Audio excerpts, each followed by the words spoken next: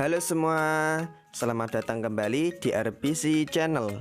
Pada kesempatan kali ini kakak akan bahas tentang cara melakukan penjumlahan pada suatu pecahan. Nah, bentuk pecahan yang akan kita hitung kali ini adalah bentuk pecahan biasa dengan pecahan biasa. Untuk penjumlahan bentuk pecahan yang lainnya, seperti penjumlahan pecahan campuran dengan pecahan biasa, pecahan campuran dengan desimal, dan yang lainnya akan kakak bahas pada video selanjutnya. Oh ya, buat kalian yang baru pertama kali berkunjung di channel ini, silahkan klik tombol subscribe dulu ya, karena kakak akan selalu update konten-konten edukatif, sehingga diharapkan dapat menambah wawasan kita semua yang menonton video-video di channel ini. Oke, bagaimana pembahasannya? Langsung saja mari kita mulai.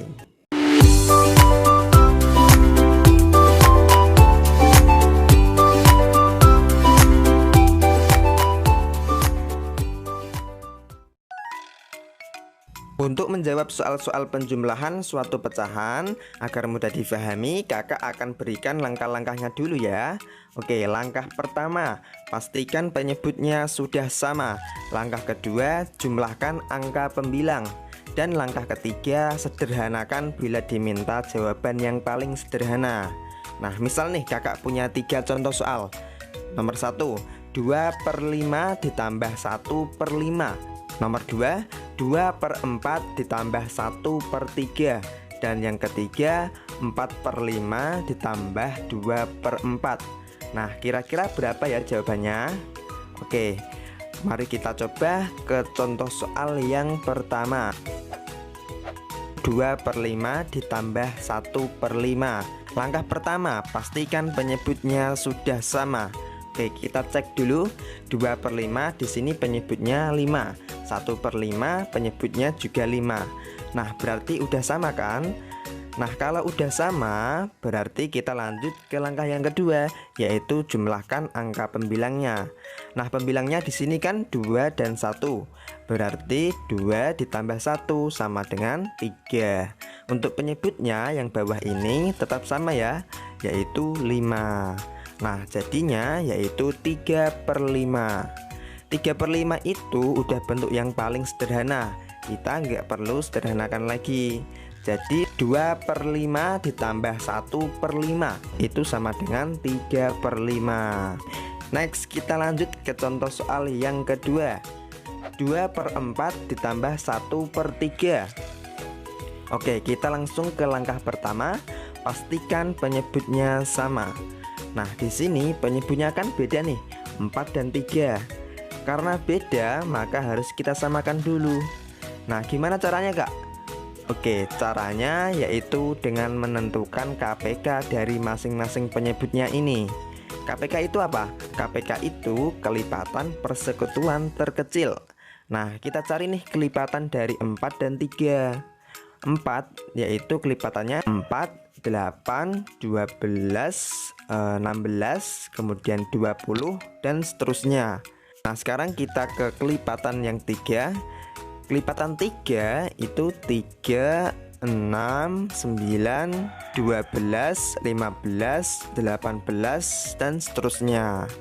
Nah, setelah itu kita cari nih angka yang sama dari kedua kelipatan ini. Nah, kalau kita lihat di sini angka yang sama yaitu 12. Di 4 ada 12, di 3 juga ada 12, ya kan?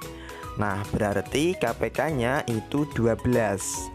Karena KPK-nya 12, maka penyebutnya di sini kita ubah ke 12 semua. Oke, kalau penyebutnya udah kita samakan, sekarang kita cari angka pembilangnya yang sini. Ya. Caranya gimana, Kak?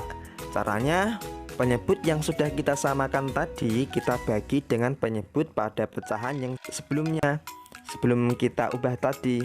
Oke, kemudian kita kalikan dengan pembilangnya. Berarti untuk mencari angka pembilang yang ini 12 dibagi 4 kemudian dikali 2. 12 dibagi 4 dapat 3. 3 dikali 2 dapat 6. Nah, sekarang kita cari angka pembilang yang satunya. Caranya sama, 12 dibagi 3 dikali 1. 12 dibagi 3 dapat 4. 4 dikali 1 sama dengan 4. Nah, kalau udah kita dapat semua, berarti kita ke langkah yang kedua, yaitu jumlahkan angka pembilangnya. Nah, angka pembilangnya di sini kan 6 dan 4. Berarti 6 ditambah 4 sama dengan 10. Penyebutnya tetap sama ya, yaitu 12. Nah, sekarang jadi 10/12. Sampai sini jawabannya udah benar. Tapi jika diminta untuk disederhanakan, maka kita sederhanakan dulu. Berarti kita masuk ke langkah yang ketiga, sederhanakan. 10/12 ini bisa disederhanakan ya. Nah, untuk menyederhanakan pecahan, kakak punya dua cara. Cara pertama dengan menentukan FPB, dan cara kedua dengan cara membagi pelan-pelan menggunakan bilangan prima. Terkait dengan cara menyederhanakan pecahan ini, kakak udah buatkan video khusus cara menyederhanakan pecahan. Adik-adik bisa tonton videonya, link videonya udah kakak taruh di dalam deskripsi. Oke, kita coba pakai cara yang pertama, yaitu bagi dengan FPB. Oke, sekarang kita cari FPB dari 10 dan 12 memakai cara pohon faktor. Oke, kita mulai dari 10. 10 dibagi 2 dapat 5. Nah, 5 itu udah bilangan prima, berarti kita stop. Oke, sekarang ganti yang 12. 12 dibagi 2 dapat 6. 6 masih bisa dibagi 2 kan? Berarti kita bagi 2. 6 dibagi 2 dapat 3. 3 itu udah bilangan prima kan? Nah, berarti kita stop. Oke, sekarang kita tulis faktorisasinya. 10 itu sama dengan 2 dikali 5. 12 itu sama dengan 2 pangkat 2 dikali 3. Nah, ingat kan ya, kalau kita mau cari FPB, berarti kita cari angka yang sama dari kedua bilangan ini. Kemudian kita pilih yang lebih kecil. Oke, di 10 ada angka 2. Di 12 juga ada angka 2. Berarti angka yang sama adalah 2. Udah nggak ada angka yang sama lagi kan? Oke, sekarang kita pilih yang lebih kecil. Antara 2 dan 2 pangkat 2, yang lebih kecil yang mana? Yang 2 kan? Nah, berarti FPB dari 10 dan 12 adalah 2. Kalau udah ketemu FPB-nya ini kita pakai buat membagi 10 dan 12. Berarti 10 dibagi 2 dapat 5. 12 dibagi 2 dapat 6. Nah, berarti jawaban paling sederhananya yaitu 5/6. Oke, lanjut yang terakhir nih. 4/5 ditambah 2/4.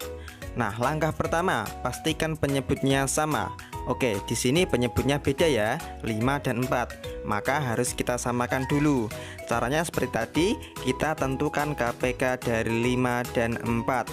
5 kelipatannya yaitu 5, 10, 15, 20, 25, 30, dan seterusnya. Nah, sekarang kelipatan 4.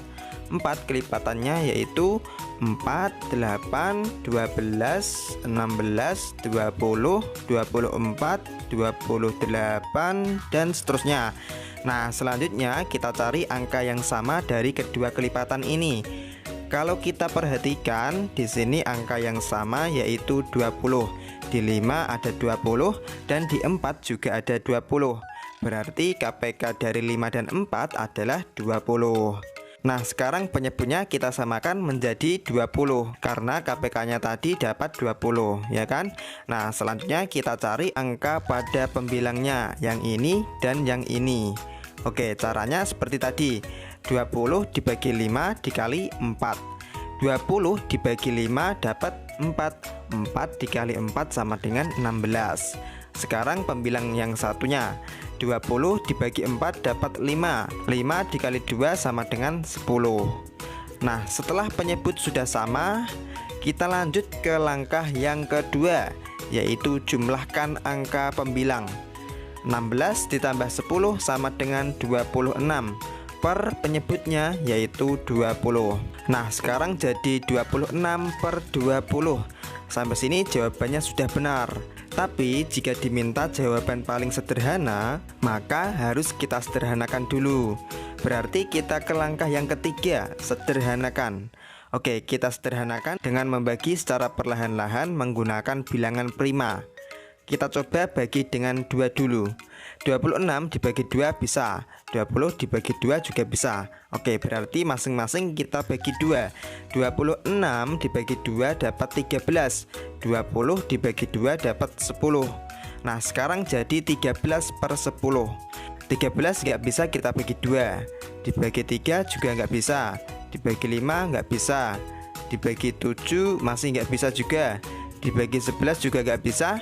Berarti cuma bisa dibagi 13. Tapi masalahnya 10 itu nggak bisa dibagi 13. Nah, berarti 13/10 ini sebenarnya udah sederhana karena udah nggak bisa dibagi dengan angka yang sama lagi. Tapi karena pembilangnya di sini lebih besar, maka kita jadikan pecahan campuran. 13/10 kalau kita ubah ke bentuk pecahan campuran, maka jadi 1/3/10. Nah, ini udah disederhanakan, berarti langkah ketiga kita centang. Nah, sampai sini udah bisa dipahami ya cara menjumlahkan suatu pecahan itu seperti apa.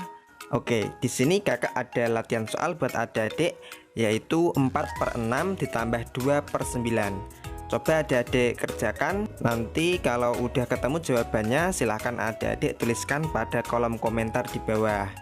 Oke, terima kasih sudah menonton. Semoga dapat difahami dan bermanfaat bagi adik-adik semua. Kurang lebihnya kakak mohon maaf dan sampai jumpa di video-video selanjutnya. Bye.